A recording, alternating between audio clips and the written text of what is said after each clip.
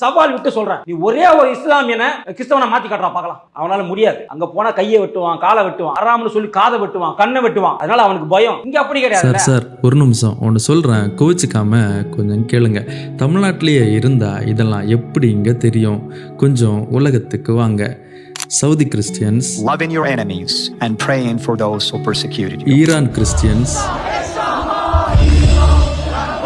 ஏன் நம்ம பக்கத்து நாட்டு பாகிஸ்தான் நாட்டில் உள்ள கிறிஸ்தவர்கள், இதெல்லாம் முஸ்லீம் நாடுகள். ஒரு காலத்தில் முஸ்லீமாக இருந்தவர்கள் இன்னைக்கு இயேசு கிறிஸ்துவை ஏற்றுக்கொண்டார்கள். இதுக்கு என்ன சொல்ல போகிறீங்க? அரிசிக்கும் பணத்துக்கும் ஆசைப்பட்டு மதம் மாறிட்டாங்கன்னு சொல்ல போகிறீங்களா?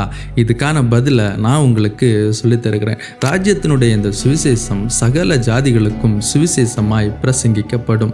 நான் சொல்லலைங்க, ஏசு சொன்னார். அவர் அன்னைக்கு சொன்னது இன்னைக்கு நடந்துட்டு இருக்கு.